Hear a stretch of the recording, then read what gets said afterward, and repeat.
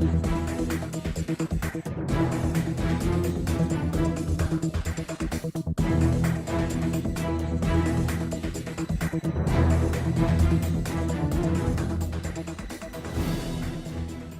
to Studio 104 News. I'm Scott Vera. I'm Haley Gomez, and these were the top stories in Carlsbad last week.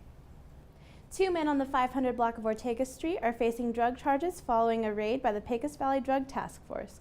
56-year-old Charles Kaufman and 39-year-old Paul George were arrested. Kaufman is charged with possession with intent to traffic heroin and possession of drug paraphernalia. George faces charges of possession of methamphetamine and marijuana, possession of drug paraphernalia, and tampering with evidence. The search warrant and arrest resulted from an investigation into a heroin trafficking organization in Carlsbad. Anyone with information or questions regarding this case should call Commander Carol Caudell of Pecos Valley Drug Task Force at 575-887-5194. The Carlsbad Police Department updated descriptions of the 2 male suspects wanted in connection with an alleged sexual assault. A 22-year-old female told police that she was sexually assaulted by 2 men when she accepted a ride from them after leaving a party. The updated description said both men were about 25 years old. The driver was a white male about 6'1" with a muscular build. He was clean-shaven with tattoos on his left arm. He was wearing a Metal Militia t-shirt and Lokes brand sunglasses. He was also described as having trimmed eyebrows. The passenger was described as a Hispanic with tattoos of a spade on his right hand and a spider web on his left hand, as well as sleeve tattoos going up both arms. He's believed to have either a teardrop tattoo or 3 dots and was described as having slicked back hair. She reported the vehicle they were in was a white, older model Oldsmobile or Lincoln passenger car. Police are following leads and are seeking information regarding the cases. Anyone with information is asked to contact Detective Sergeant Alan Sanchez at 575-885-2111, extension 240, or Crime Stoppers at 575-887-1888. Eddy County Assessor Karen Robinson's friendly lawsuit against the County Commission may not remain that way. Robinson is suing the County Commission for the right to hire outside contractors to audit oil and gas companies. According to state law, the Commission must pay for her legal fees if she is filing the suit on behalf of taxpayers up to $20,000. The Commission wants the money to come from the assessor's 1% fund instead of the general fund. But Robinson says the Commission should not take it out of her budget, as that's where she will have to get funds to pay for the audit. She says it should come out of the county's general fund.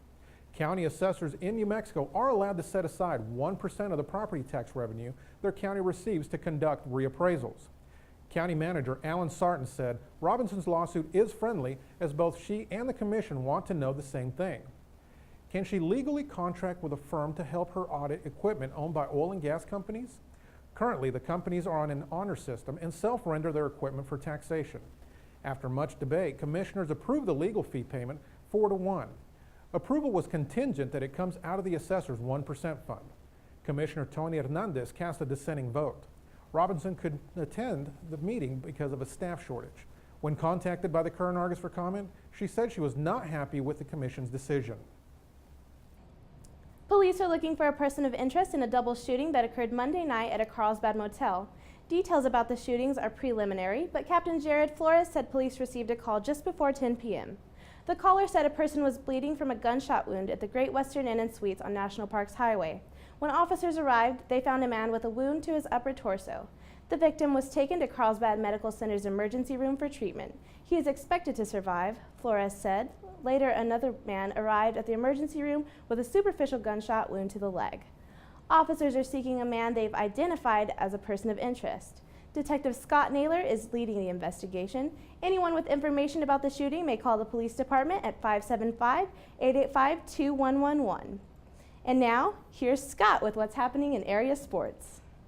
Just as they had done the entire district tournament, the Shorthorn All-Stars blasted their way to victory, sweeping their way to the district championship in the 12-year-old division.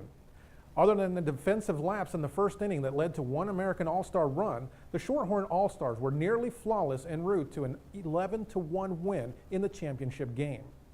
J.R. Bustamante pitched a complete game for Shorthorn. He finished off the American hitters in the bottom of the 6th inning, and then it was lap time for the champions. Shorthorn's first matchup in the state tournament will be against District 8, which is the same team that knocked Shorthorn out of the state tournament last year when the teams were in the 11-year-old tournament. This year's 11-year-old district championship game ended on a bittersweet note. The National All-Stars were forced to forfeit the championship game during the 5th inning when an injury occurred to the right fielder, Max Garcia. Early in the game, Garcia injured his wrist playing catcher. With the American All-Stars leading the game 6-3, Garcia positioned himself underneath a fly ball, catching it for the out. However, Garcia fell to his knees, grasping his left wrist. Garcia was removed from the game, and the National All-Stars were left with only 8 players on the field and roster. The official ruling is that if a team cannot field 9 players, then that team must forfeit the game. National was leading 3-2 going into the 5th inning. American tacked on 2 more runs in that inning, and then the injury occurred. American will open the District 6 representation at the state tournament this week. The 11-year-old state tournament will be played at the Shorthorn Little League field. After waiting 3 days longer than originally planned because of rain, the 10-year-old Little League All-Star Tournament finally came to an end. The Shorthorn Green All-Stars defeated the American Red All-Stars 13-1 in the championship game, completing a 4-game unbeaten streak in the district tournament. Now it's time for Haley with your weather forecast according to AccuWeather.com. Very warm weather continues this week with highs near 100 through Wednesday. We'll see a slight cool down with thunderstorms possible later in the work week. We might also see a thunderstorm or 2, so expect some humidity. Our overnight lows will remain around 70 degrees. For a look at what's happening in entertainment, here's Scott. The musical Fiddler on the Roof continues this week at the Carlsbad Community Theater. Tickets are $15 each and are available from cast members, various locations around town, and at the door.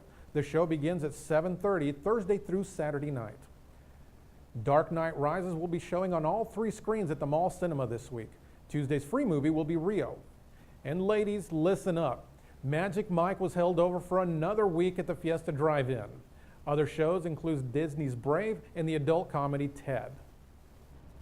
That's it for this week's edition of Studio 104 News. Please check our website regularly for updates and photos. Until next time, I'm Haley Gomez. And I'm Scott Vera.